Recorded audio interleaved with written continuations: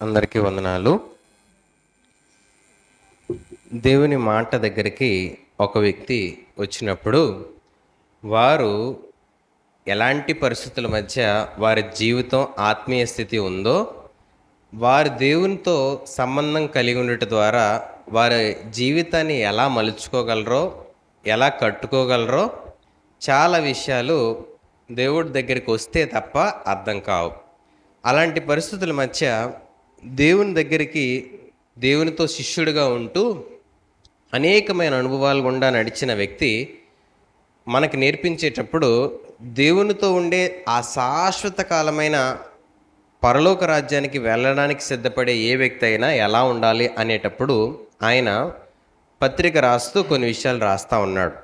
అందులో భాగంగా మనం కొన్ని మాటలు ధ్యానించాం. సహోదర ప్రేమ దయలో దయ గురించి కొన్ని విషయాలు ఆలోచిస్తూ ఉన్నాం. దయ అంటే ఏంటో మనం మొదటి భాగంలో ఇవ్వడం అని నేర్చుకోగలిగాం. రెండో భాగంలో మరొకరిది నా దగ్గర ఉండిపోయింది అనే భావనతో మన దగ్గర ఉన్న వాటిని గురించి ఆలోచన కలిగి నడుచుకోవడం అనే విషయాల్ని ధ్యానిస్తూ ఉన్నాం. వాటిని కొనసాగింపుగా మరికొన్ని విషయాలు నేర్చుకోవడానికి ప్రయత్నం చేద్దాం. మరొకరిది నా దగ్గర ఉన్నది అనే భావనతో మనం కలిగి ఉన్న వాటిని మనం జాగ్రత్తగా ఉపయోగించాలి అనే భావన మనలో ఉండేటప్పుడు మనకివ్వబడిన ఏదైనప్పటికీ కూడా వాటిని ఎలాగా జాగ్రత్తగా వినియోగించాలి అనే ఆలోచన, స్పష్టత దేవుడు మనకిచ్చి నడిపిస్తూ ఉంటాడు. అప్పుడు మన దగ్గర ఏమున్నాయి, మనం ఏం కలిగి ఉన్నాం, దేవుని ద్వారా పొందినవేవి, దేవుని ద్వారా ఇతరుల ద్వారా మనం నేర్చుకున్నవేవి అనేవి మనం గుర్తుపట్టి మనం వాటి విషయంలో ఇతరులకి అవి ఉపయోగించడానికి కావలసిన సిద్ధపాటుతోని ఎప్పుడూ మెలకువగా ఉండి చేయగలుగుతాం.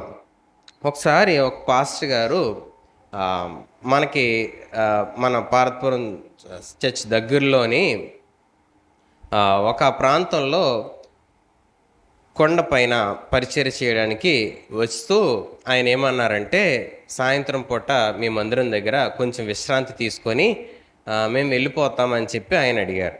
ఆయన బయలుదేరి వచ్చి ఆ కొండ ప్రాంతంలో పరిచర్య అంతా చేశారు. ఈలోపు చర్చి దగ్గర పనులు అవుతున్నాయి. ఆ పనులన్నీ అయ్యేటప్పుడు మేము ఆ పనుల్లో ఉన్నాం. ఈలోపు ఆయన వచ్చారు.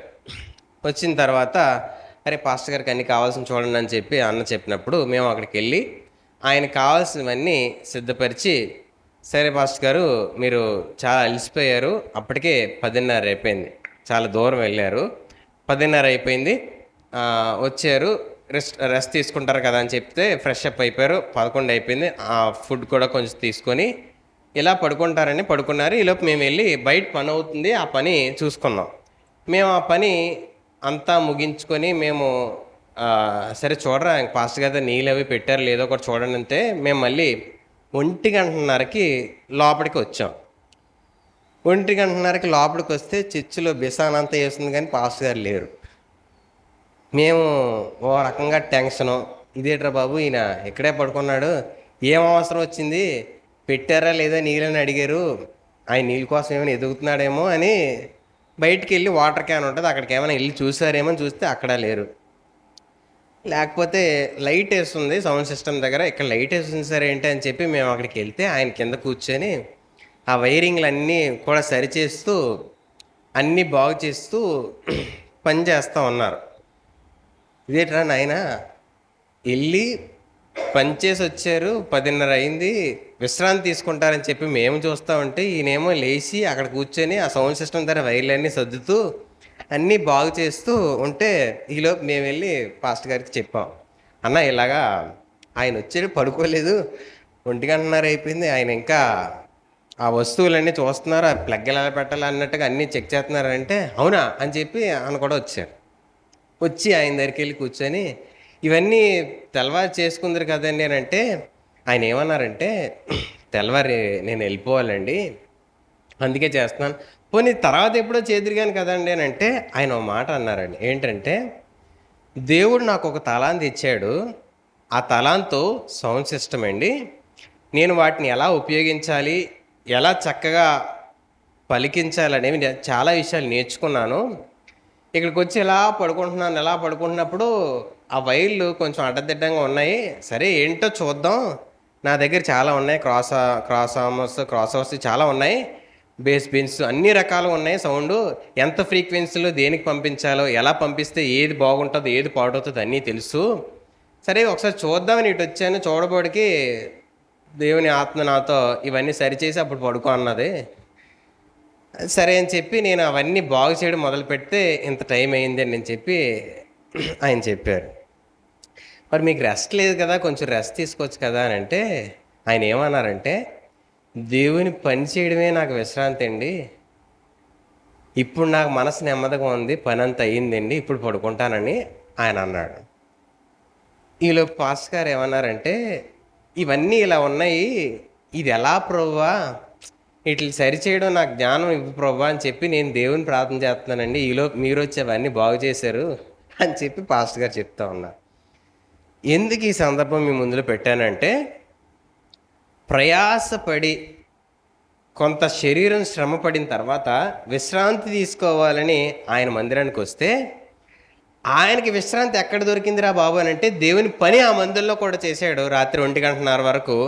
దాంట్లో ఆయనకి విశ్రాంతి దొరికిందని చెప్తా ఉన్నాడు. రెండవది, ఆశ్రయం ఇచ్చిన పాస్టర్ గారు ఏమో, ప్రభా నాకు ఈ సమస్య ఉంది ఎలాగో చూడు ప్రభా అని అంటే, ఆశ్రయం పొందడానికి వచ్చిన వ్యక్తి ఆ పని చేసి ఆయన అవసరం తీర్చాడు.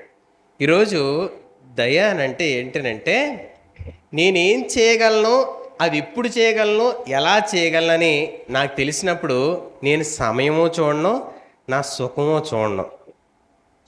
ఈ మాటలు మీ పక్కలతో చెప్పండి.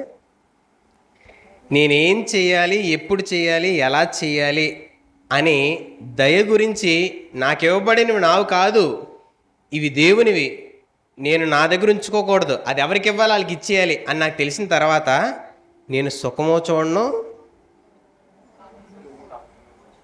సమయమో చూడను.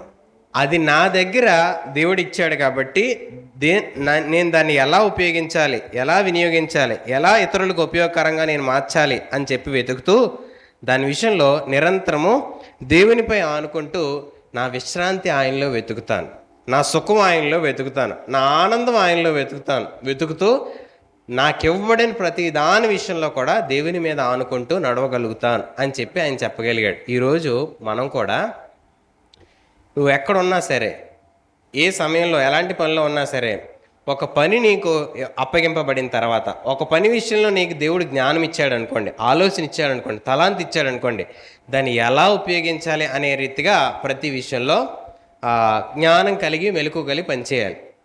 అయితే ఏది నేర్చుకోకుంటే సుఖం కదా, ఏది నేర్చుకోకుండా ఉంటే సుఖం అందరూ మనకు చేసి పెడతారు కదా, అవునా కాదా? కాదా? అన్నీ నేర్చుకోవాలా, అన్నీ తెలుసుకోవాలా, అన్నీ అర్థం చేసుకోవాలా? మరి అన్నీ తెలుసుకుంటున్నారా? ఈ పని ఆడోలే చెయ్యాలి, ఈ పని మగోలే చెయ్యాలి, ఈ పని పిల్లలే చెయ్యాలి, ఈ పని ఆలే చెయ్యాలి, ఈ పని మనం చేయకూడదు. అవునా? చీపురి మగోడు పట్టుకున్నాడు, మగోడు పట్టుకొని తుడుతాడే, నువ్వు వెళ్ళి ఆడదాని ఇంట్లో ఉన్నావు కదా అని చెప్పి తల్లి ఏం చేస్తుంది, ఆడపిల్లని చీపురు పట్టుకొని తోడమని చెప్తుంది. మగోడు కాలు మీద కాలు వేసుకొని రిమోట్ ఇలా పట్టుకొని ఛానల్ మార్చుకుంటా కూర్చుంటాడు. ఆడేం చేస్తాడు, కొట్టి కావాలి ఆడు వెళ్తాడు.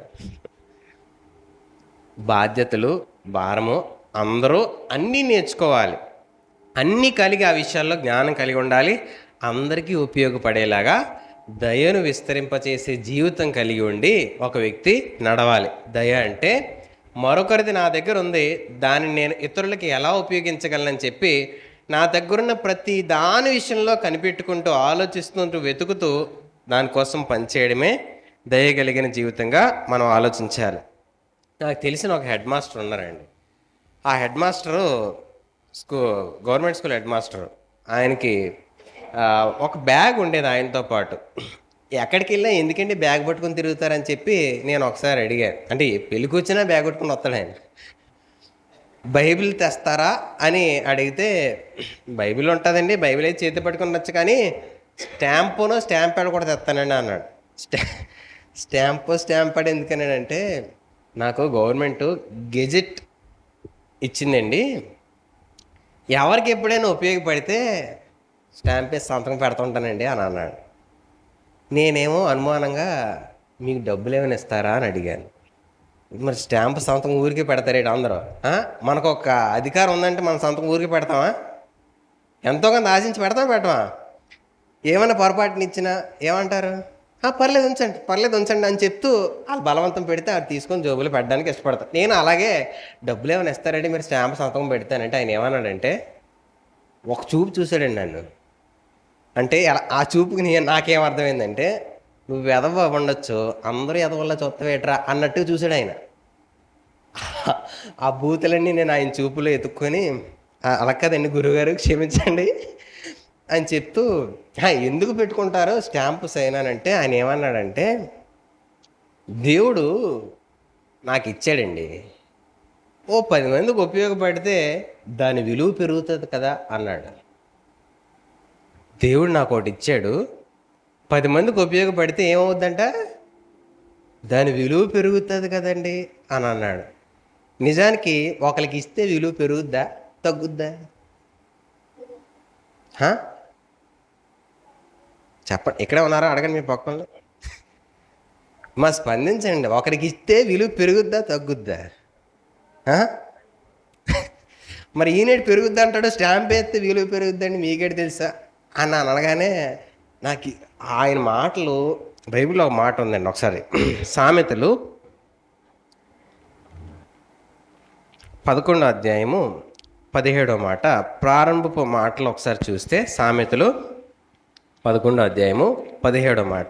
దయగలవాడు తనకే మేలు చేసుకొనును. ఏం చేస్తాడంటే దయగలవాడు తనకే మేలు చేసుకొనును. దయ అంటే ఇవ్వడం కదా, మరొకరికి సహాయం చేయడం కదా. చేస్తే ఎవరికి మేలంట? నాకు మేలా, ఎదుటోడికి మేలా? ఎవరికి మేలు? దయగలిగినోడికి మేలా, ఎదుటోడికి మేలు? నిజం చెప్పండి, ఎదుటోడికి మేలు. కానీ బైబిల్ ఏం చెప్పింది? ఎందుకు తనకే మేలో తెలుసా? కీర్తన 41వ కీర్తన 41వ కీర్తన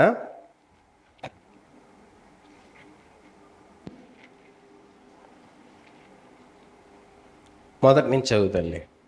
బీదలను కటాక్షించువాడు ధన్యుడు, ఆపత్కాలమందు యెహోవా వానిని తప్పించును. నీ కోసం ఎవరు వస్తారో తెలుసా? దయ నీలో ఉంటే, దయగలిగిన నీ జీవితం ఉంటే, నీకేమైనా ఇబ్బంది వచ్చింది అనుకోండి, పరిగెత్తుకొని ముందు దేవుడు వస్తాడంట. అందుకు నీ సహాయం విలువ, దయ అందుకు నీకు మేలు, దయ అందుకు నీకు ధైర్యం, దయ అందుకు నీ జీవితంలో దేవుడు నాకు ఇచ్చాడు, నేను ఇచ్చేయాలి, దేవుడు నా కొరకు చేశాడు, ఇది నాలో ఉంచాడు, నాలో పెట్టాడు, ఇది మరొకరికి ఉపయోగపడిపోవాలి, మరొకరి జీవితంలోకి వెళ్ళిపోవాలి అన్న తృష్ణ, ఆలోచన, ఆశ నీలో ఉంటే నీకు మేలు ఎందుకో తెలుసా? నీకే సమస్య ఇబ్బంది వస్తుందేమో అని చెప్పి దేవుడు దిగి వస్తాడంట. ఆలోచించండి, ఎంత గొప్ప విషయం ఆ మాట. ఈ మాట నువ్వు పట్టుకోగలిగితే నువ్వు ఎప్పుడెప్పుడు మరొకరికి ఉపయోగపడాలా అనే జీవితం, దయ అనేది మన జీవితంలో ఏలుబడి చేసేదిగా మనం ఉపయోగించగలుగుతాం. కాబట్టి ఆలోచించండి, ఆ కింద మాటలన్నీ చదువుకోండి కీర్తనలో. దేవుడు ఎంత విషయాల్లో ఆ పరిస్థితుల మధ్య మన జీవితంలో కలుగు చేసుకొని పనిచేయడానికి ఉపయోగపడతాడో ఆ మాటలన్నీ మనం కూర్చొని జాగ్రత్తగా ప్రభా ఏంటి నాకు నేర్పించని ఆ కీర్తన మనం చదవగలిగితే బహు విశేషమైన సంగతులు మనకి నేర్పిస్తూ ఉంటాడు. ఒకసారి మనం పోయిన వారం నేర్చుకున్న విషయాలు చిన్న కదిపి ఈ వారంలోకి వెళ్దాం. ఏంటనంటే మనం వెంటనే స్పందించే గుణం ఉండాలి. దయ మరొకరిది నా దగ్గర ఉండిపోయింది అనేటప్పుడు మనలో ఏముండాలి? వెంటనే స్పందించే గుణం ఉండాలి. ఎవరికి ఎప్పుడు ఎలా అనేది కనిపెడుతూ దాని ప్రకారం మనం పనిచేయడానికి ఇష్టపడాలి. మూడోది, తొందరపడకుండా చేయాలి, మరొకరికి మేలు జరిగేలా చేయాలి.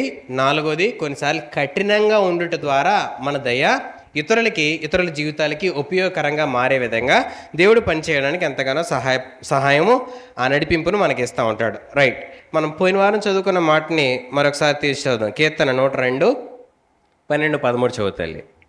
102వ కీర్తన 12వ వచనాన్ని 13వ వచనాన్ని చదువుకుందాం. నీవు యెహోవా నీవు నిత్యము సింహాసనాసీనుడవు, నీ నామస్మరణ తరతరములుండును. ఎందుకు ఆ మాట అంటున్నాడంటే, నీదే ఆ స్థానం పర్మనెంట్గా, నీకు పైన ఇంకొకడు లేడు, సింహాసనం ఉన్నది అది నీదే, ఆ స్థానం నీదే, నీకు మించిన పరిస్థితి లేదని చెప్తూ ఆయన అంటున్నాడు. నీవు లేచి సియోనును కరుణించెదవు, దాని మీద దయ చూపుటకు కాలము వచ్చెను, నిర్ణయ కాలమే వచ్చెను. సియోను నువ్వేం చేస్తావంట? నీవు లేచి కరుణిస్తావు, దాని మీద దయ చూపుటకు కాలము వచ్చెను. దాని మీద దయ చూపుటకు ఏమొచ్చిందంట? కాలము వచ్చెను. కాలం వచ్చింది అని చెప్పి చెప్తా ఉన్నాడు. అంటే టైం వచ్చింది. ఎవరు చూపించడానికి టైం వచ్చిందంట? ఆయనే దయ చూపించడానికి సమయం వచ్చింది అని చెప్పి ఆయన మాట చెప్తా ఉంది. ఈరోజు కొన్నిసార్లు కొన్ని పనులు ఎవరి చేతన్నా చేయించినా అయిపోతాయి కదా. ఇన్ఫ్లుయెన్స్ ఉన్న వ్యక్తులు వారు మాట చెప్తే కొన్ని పనులు అయిపోతాయి. నువ్వు వెళ్ళరా, నేను పలానా ఆయనతో చెప్పాను, ఆయన చూసుకుంటాడు అని అంటే ఆ పని అయిపోతే అవదా? అయిపోతుంది. కొన్ని మాటలు కొంతమంది అధికారం కలిగిన వ్యక్తులు వాళ్ళ మాట చెప్తే పని అయిపోతుంది, కొంతమందితో మాట్లాడితే ఆ పని అయిపోతుంది. కానీ ఇక్కడ చెప్పబడిన మాట మీరు గమనించారా? 13వ వచనంలో ఆయన అంటున్నాడు, నీవే లేచి దయ చూపడానికి సమయం అయింది అంటున్నాడు. అంటే ఎవరు ఆయన పరిస్థితులను కలుగు చేసుకుంటారనంటే డైరెక్ట్గా దేవుడే కలుగు చేసుకుని ఆ పరిస్థితుల్లో మన ముందుకు వచ్చి ప్రతి పరిస్థితిని హ్యాండిల్ చేస్తాడు. ఇందాక మన కీర్తన 41వ కీర్తన చదువుకున్నాం కదా. దేవుడే వచ్చి ఆ పరిస్థితుల్లో కలుగు చేసుకొని ఆ పరిస్థితిలోంచి నిన్ను ముందుకు నడిపిస్తాడు, నిన్ను ముందుకు తీసుకెళ్తాడు. నిన్న ఆ విషయంలో నుంచి ఆయన స్వయంగా వచ్చి పని చేస్తాడు అనే విషయాన్ని ఆ మాటలు మనకి తెలియపరుస్తూ ఉంటాయి. గుమ్మడి నరసయ్య గారని ఎంతమందికి తెలుసు?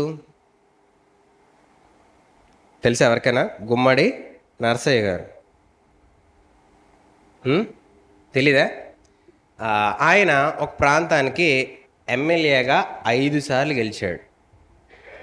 5 సార్లు గెలిచిన వ్యక్తి గుమ్మడి నరసయ్య గారు. అప్పట్లో తెలంగాణ, ఆంధ్రప్రదేశ్ 2 కలిసే ఉండేవి. ఆ సమయంలో ఆయన ఎమ్మెల్యేగా సిపిఐ పార్టీ తరపున నిలవబడి అసెంబ్లీలోకి ప్రవేశించిన వ్యక్తి. ఇండిపెండెంట్గా కూడా ఆయన గెలిచి ఏకైక వ్యక్తిగా ఆ పార్టీ తరపున అసెంబ్లీలో నిలవబడగలిగిన వ్యక్తి. అయితే ఎందుకు ఆయన 5 సార్లు గెలిచాడు అని అంటే, ఆయన గురించి మనం వికీపీడియాలో కానీ, ఇంటర్నెట్లో కానీ, గూగుల్లో కానీ కొడితే ఆయన గురించిన మాట ఏమని వస్తుంది అని అంటే, ప్రజల అధికారి అని వస్తుంది. ప్రజల నాయకుడు అనే మాట ఆయన గురించి వస్తుంది. కానీ 2009లో ఆయన ఓడిపోయాడు. ఎందుకు 2009లో ఓడిపోయాడు అని అంటే, ప్రభుత్వాలు ఎలాంటి నిర్ణయాలు తీసుకొని చేసాయనంటే, ఏ ప్రజల పక్షంగా అయితే ఈయన అధిపతిగా ఉన్నాడో వారి నుంచి ఈయన ఓటేయకుండా చేస్తే ఈయన తప్పిపోతాడని చెప్పి నియోజకవర్గం ఏదైతే ఈయన పోటీ చేస్తున్నాడో, నియోజకవర్గం అంటే జనరల్గా ఒక దేశమైనా ఒక రాష్ట్రమైనా రాష్ట్ర ప్రజలందరినీ ఒక చోటకు చేర్చి పరిపాలించలేరు. కాబట్టి కొంతమంది కొన్ని లక్షల ప్రజలకి ఒక గుంపుగా ఏర్పాటు చేసి వారిపైన ఒక నియోజకవర్గంగా పెట్టి వాళ్ళ మీద ఎమ్మెల్యేలను పెడతారు. సో ఆ నియోజకవర్గాన్ని పెట్టి పరిపాలన సులువుగా చేయడానికి కార్యం జరిగిస్తూ ఉంటారు. అలా చేసిన ఆ కార్యంలో ఈయన ఏ నియోజకవర్గం నుంచి పోటీ చేస్తాడో ఆ నియోజకవర్గాన్ని 3-4 చెక్కలుగా విడదీసి ఈయనకు ఓటేసే జనాంగం అంతా కూడా ఈయన నియోజకవర్గంలో లేకుండా చేసేసి ఆ గ్రామాలను మార్చేశారు. మార్చేయడంతో 2009లో ఓడిపోయాడు. వైఎస్ రాజశేఖర రెడ్డి గారు కూడా ఈయన గురించి మాట్లాడుతూ, నేను ఎలా ఓడించాలయ్యా, నేను ఎంత చేస్తున్నా నేను ఓడించలేకపోతున్నాను నియోజకవర్గంలోనంటే ఆయన అంత అధికారాన్ని సంపాదించుకోగలిగాడు. ఎందుకో తెలుసా? అవసరత ప్రజలు అని మాట్లాడితే ఈయన వెళ్ళిపోయేవాడంట, పంపించేవాడు కాదు ప్రజల్ని. బాబు నువ్వు వెళ్ళి చూసుకోరా, వాళ్ళు పని చూసారని చెప్పేవాడు కాదు. ప్రజలకి అధికారం పొందకముందు ఎలా నడుచుకున్నాడో పొందిన తర్వాత కూడా సమస్య వచ్చినప్పుడు ఈయన వెళ్ళి ఆ ప్రదేశంలో నిలబడి వారి పక్షాన్ని నుండి ఆ కార్యం చేసేవాడు. నిరంతరం ఆ అధికారంలో ఉండడానికి గల కారణం ప్రజలతో నడవగలిగిన జీవితం ఆ గుమ్మడి నరసయ్య గారు నడవగలిగారు. ఈరోజు ఎందుకు ఆయన గురించి చెప్పాను అని అంటే, దేవుడు అలాగ ఒక వ్యక్తి జీవితంలో పనిచేస్తాడంట.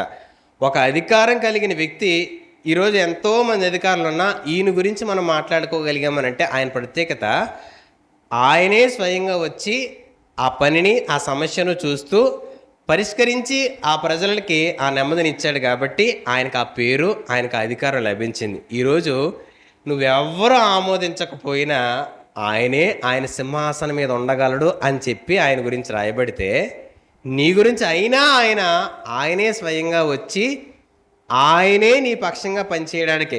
మన ద్వారా ఆయనకి ఏ లాభం లేదు. ప్రజలు ఓటైపోతే ఆయన ఓడిపోతాడు గుమ్మడి నరసయ్య గారు. కానీ దేవుడికి నువ్వు ఓటేసినా ఓటేకపోయినా ఆయన సింహాసనం ఆయనదే. అయినా దయ చూపించే లక్షణం నీ జీవితంలో ఉంటే, దయ కలిగి నువ్వు ప్రవర్తించడానికి ఇష్టపడితే ఆయనే నీ దగ్గరికి వస్తానంటున్నాడు. ఆయనే వచ్చి ఆ పరిస్థితిని హ్యాండిల్ చేస్తానంటున్నాడు. అంటే దాన్ని ఎలా ఎదుర్కోవాలి, ఎలా సాల్వ్ చేయాలి, ఎలా అందులోంచి బయటపడాలి, ఇవన్నీ కూడా ఆయనే ఆలోచించి వస్తాడంట. అది ఏంటో ఎప్పుడో తెలుసా? రైట్ టైంలో ఆయన వస్తానని చెప్తున్నాడు. కాలమును ఆ టైం చూసుకొని ఆయన కరెక్ట్గా వస్తానని చెప్తున్నాడు. ఈరోజు ఆయనే వచ్చేంత పరిస్థితి దయ తీసుకురాగలదు, దయ తీసుకెళ్ళగలదు. అలాంటి లక్షణం మనం ఎంత కలిగి ఉండాలో ఆలోచించండి. ఆయన చెప్తున్న మాట ఏంటనంటే, ఒకసారి యెషయా 49వ అధ్యాయము 8వ మాట చూద్దాం. యెషయా 49వ అధ్యాయము 8వ మాట. యెషయా 49వ అధ్యాయము యెహోవా 8వ మాట. ఇలాగు సెలవిచ్చుచున్నాడు, అనుకూల సమయమందు నేను నీ మొర ఆలకించి. ఎప్పుడంట? అనుకూల సమయమందు. ఎవరు ఆలకించారంట? దేవదూతలు వెళ్ళి ఆయన సమాచారం ఇవ్వలే. ఎవరెళ్ళి ఇవ్వలేదు? ప్రభా పలాయని మొరపెడుతున్నాడు. ఇక్కడ ఒక సంఘం ఉన్నది అనుకోండి, కాపరికి చెప్తారు ఇక్కడ ఉండేవాళ్ళు, అన్న పలానా సిస్టర్కి బాగోలేదన్నా అని చెప్పి ఆ సమాచారాన్ని చెప్తూ ఉంటారు. ఎందుకు? నిరంతర పర్యవేక్షణలో ఒక వ్యక్తి ఉండగలడా? ఉండలేడు. చూడగలడా? చూడలేడు. సమస్య వస్తే దగ్గరికి రాగలడా? టైంకి రాలేడు. కానీ దేవుడు, ఆయన గురించి ఆ మాట మళ్ళీ ఒకసారి చదువుతుంది.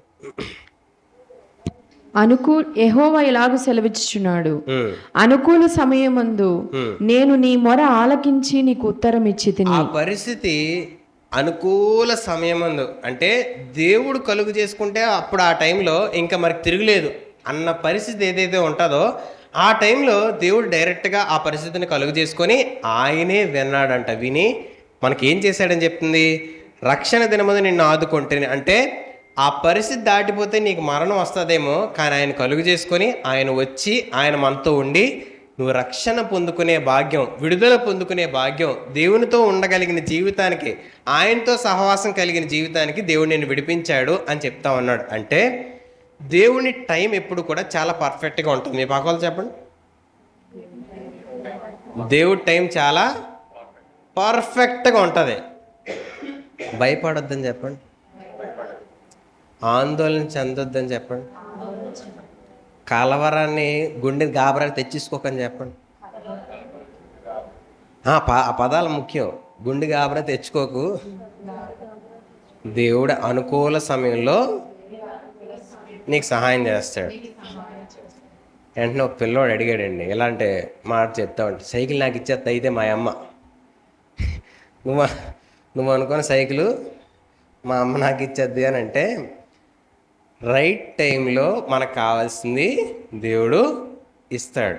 మనం ఎదురు చూసే చాలా సంగతులు ఉండొచ్చు, కానీ ఆయన అనుకూల సమయం మనకు రక్షణ, ఆయన అనుకూల సమయం మనకు విడుదల, ఆయన అనుకూల సమయం మనకు కావాల్సిన ధైర్యం మనకి ఇచ్చి మనల్ని ఆయన నడిపిస్తూ ఉంటాడు. కాబట్టి ఆయనే కలుగు చేసుకుంటాడు.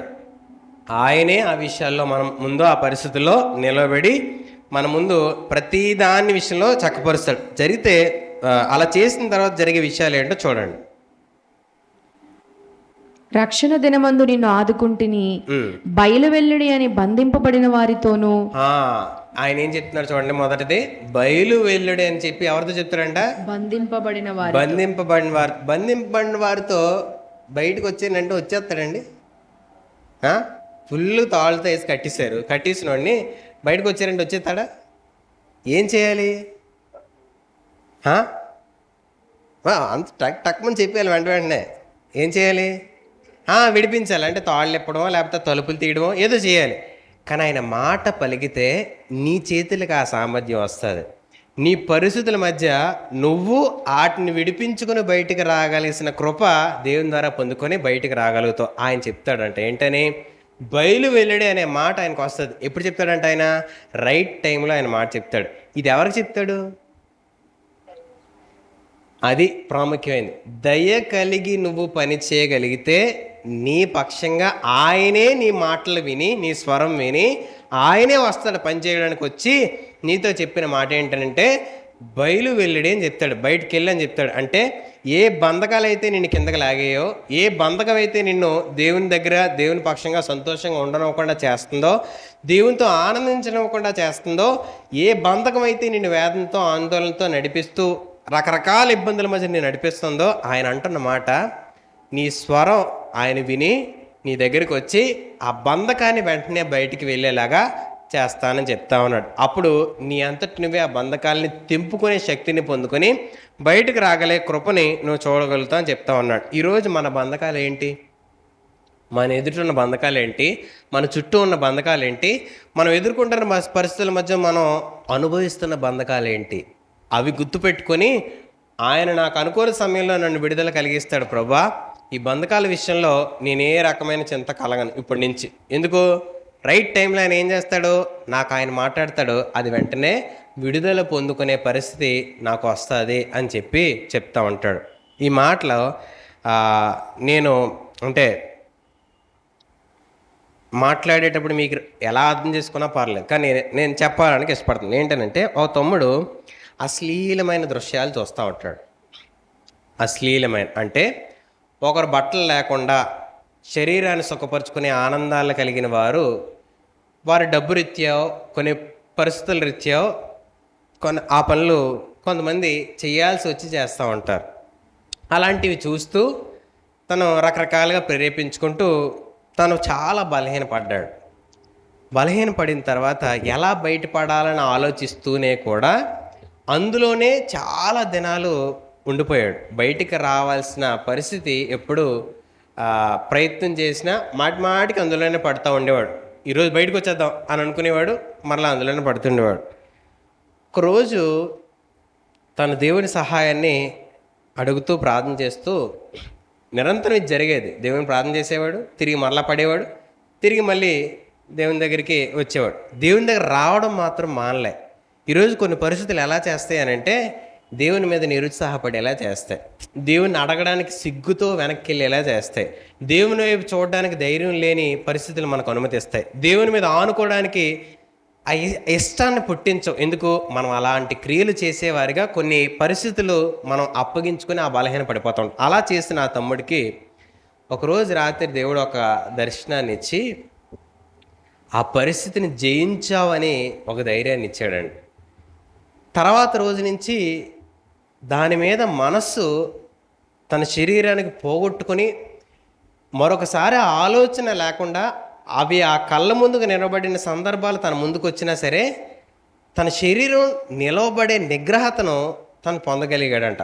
ఆ తమ్ముడు చెప్పిన మాట ఏంటంటే, దేవుడు నన్ను ఆ బంధకం నుంచి బయటికి తీసుకొచ్చాడన్నా, లేకపోతే నేను అందులోంచి బయటికి రాలేను. ఇప్పుడు నేను ఎవరికైనా చెప్పగలను, దేవుడురా నీకు రైట్ టైంలో విడిపిస్తాడు, అవిశ్వాసం కలిగి దేవుని తొలగిపోవద్దు. నీ బంధకం ఏదైనా సరే దేవుని దగ్గరికి వెళ్ళు, దేవుని దగ్గర ప్రార్థన చేయి, దేవుని దగ్గర మొర్రపెట్టు, దేవుని దగ్గర అడుగు.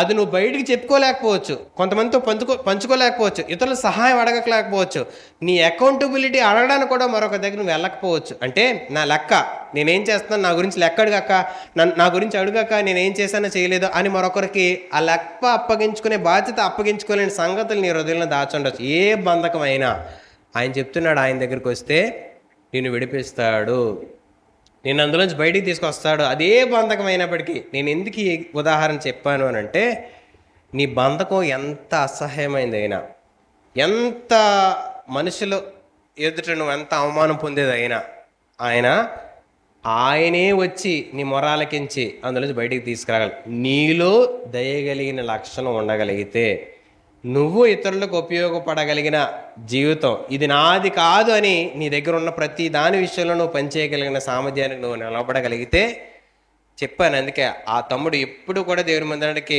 మానేవాడు కాదు. ఏ పనిలో కూడా తన బాధ్యతలు ఆపకుండా తన బాధ్యత చేసేవాడు, ఏ పని చేసినా. కానీ హృదయంలో ఆ బంధకం చేత పోరాడేవాడు. కానీ ఒకరోజు దేవుడిచ్చిన విడుదలతో అతను పొందిన ఆనందం, అనేకుల కొరకు అతను ప్రార్థన చేసి వారు కూడా ఆ సామర్థ్యాన్ని, అంటే దేవుని ద్వారా బలం పొందుకొని దాని నుంచి విడుదల పొందే బలాన్ని కలిగిన వాడిగా ప్రార్థన చేసే యోధుడిగా నిలబడడానికి అవకాశం తీసుకున్నాడు. కారణం, తనలో దయగలిగిన లక్షణం కొనసాగిస్తూ దేవుని మీద ఆనుకున్నాడు. ఆయన ఆ బంధకాన్ని నుంచి విడిపించాడు. రైట్, చదువుతాను. బయలువెల్లుడి అని బంధింపబడిన వారితోనూ బయటికి రండి అని చీకటిలో ఉన్న వారితోనూ చెప్పుచు, ఆయన ఏం చెప్తాడంట? బయటికి రండి అని చెప్పి చీకటిలో ఉన్న వారితో. చీకటిలో ఉన్నాడు, వెలుగులోకి రాలేడా? బయటికి రా అంటే తప్ప రాలేడా? చీకట్లో ఉన్నాను, భయం వేస్తుంది, అక్కడ లైట్ ఉంది, వెళ్ళిపోలేనా? వెంటనే చెప్పాలి నాకు సమాధానం, మళ్ళీ లేట్ అయిపోద్ది మనకి. వచ్చేగలా లేదా? ఏం చెప్పండి, వచ్చేగలా లేదా? మీ పక్కలు అడగ, నువ్వు వచ్చేసావా అని. మీ పక్కలను అడగండి అమ్మా ఒకసారి, నువ్వు వచ్చావా అని. సులువే కదా ఇప్పుడు అన్నాం, చీకట్లో నుంచి వెలుగులోకి రావడం సులువే కదా, వచ్చేయగలవా, నువ్వు వచ్చావా అని అడగండి. వచ్చావా? ఏమన్నారు?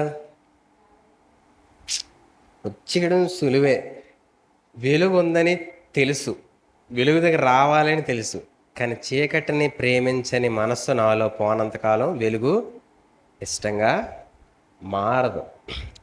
వెలుగు అని అంటే లోకంలో ఉండేవారు అనిపితే, చీకటిలో ఉండేవాడిని వెలుగులోకి రమ్మలేమంటే ఎవరైనా రాగలరు కదా అని అంటే, చీకటి ఏంటి అని అంటే దేవుడికి నచ్చనిది చీకటి, దేవుడు ఒప్పుకోనిది చీకటి, దేవుడు ఆనందించనిది చీకటి, దేవుడు మనల్ని చూసి దుఃఖపడేది చీకటి, దేవుడు మనల్ని మన కొరకు ఆయన చేసిన త్యాగాన్ని మర్చిపోయేలా చేసేది చీకటి.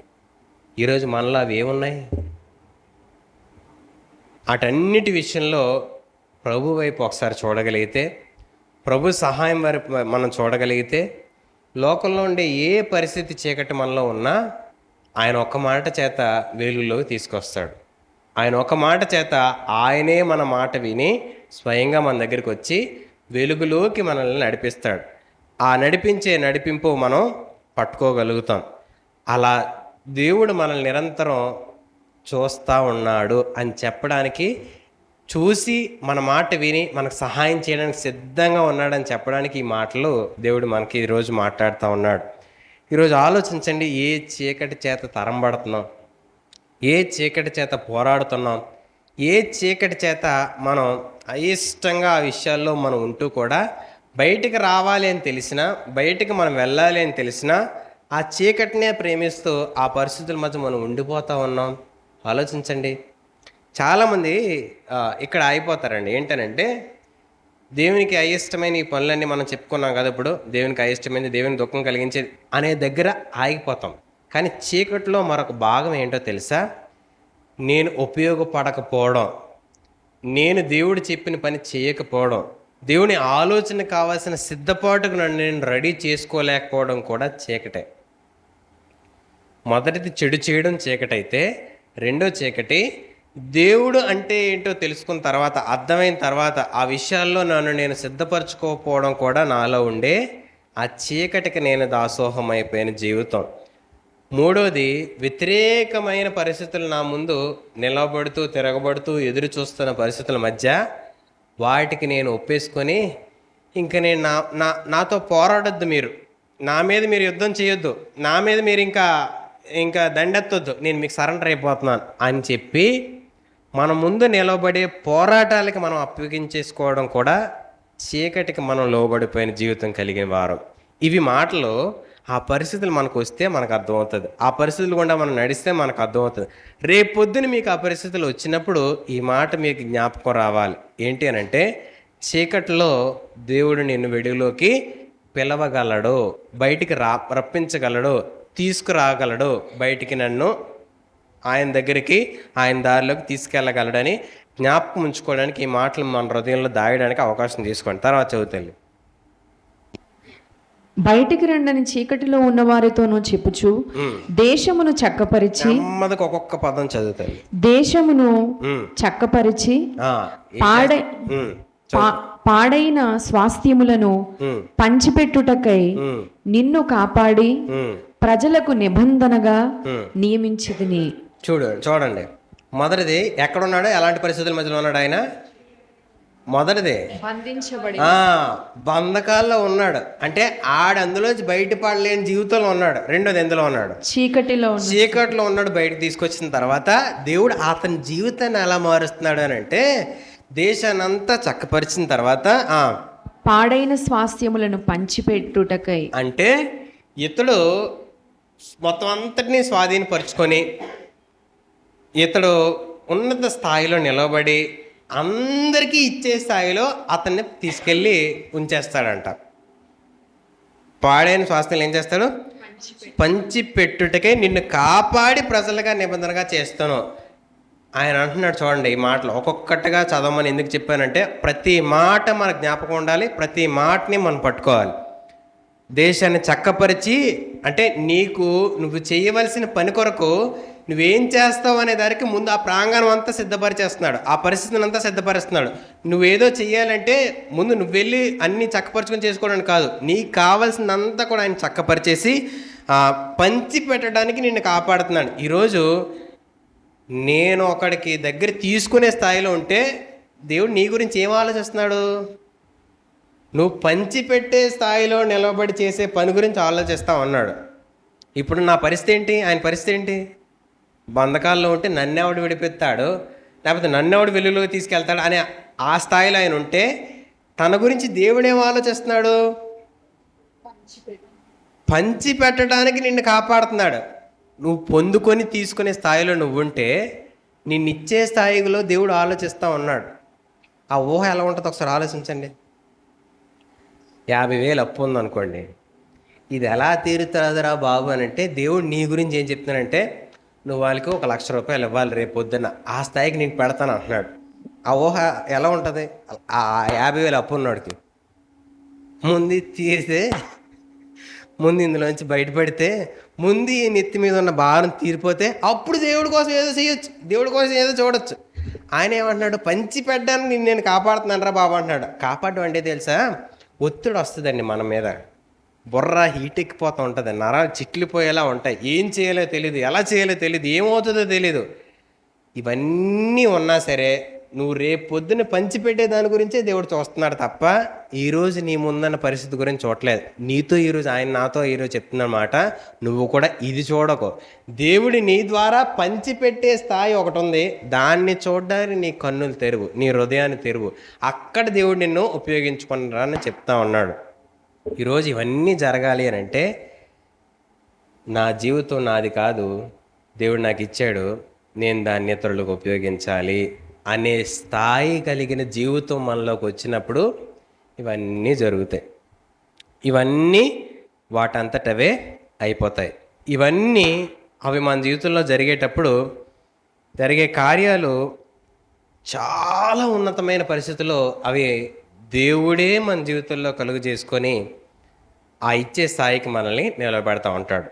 ఈరోజు ఆలోచించండి, మన జీవితం ఎలాంటి పరిస్థితుల మధ్య ఉంది, ఎలాంటి స్థితిగతుల మధ్య ఉంది, ఎలాంటి ఆలోచనల మధ్య ఉండిపోయింది, ఏవి మనల్ని బంధించాయి, ఏవి మనల్ని చీకట్లో ఉంచాయి. ఈరోజు మనం దయగలిగిన స్వభావం మనలోనికి ఆహ్వానించి ఆ రూపం అంతా కూడా మన శరీరానికి అప్పగించుకున్నప్పుడు, దేవుని కొరకు మన జీవితం అనేది మనం ఒప్పుకోగలిగినప్పుడు, మన ద్వారా దేవుడు చేయగలిగిన ప్రతీదీ కూడా ఆయన ఎదురు చూస్తూ ఉన్నాడు అనుకూల సమయం కోసం. ఆ అనుకూల సమయం ఆయనే వచ్చి కలుగు చేసుకొని చేయడానికి ఇష్టపడతా ఉన్నాడు. ఈరోజు ఆ సహాయం మనం పొందుకోవడానికి ఏది ఆటంకంగా ఉందో గుర్తుపడదాం. ఈ వారం అంతా కూడా ప్రయత్నం చేద్దాం. మన ప్రయాస మనమేదో చేయాలని కాదు, మన ద్వారా దేవుడు ఏదో చేయాలనుకుంటున్నాడు, దాని కొరకు మనల్ని మనం అప్పగించుకుందాం, సిద్ధపడదాం, ప్రార్థన చేసుకుందాం.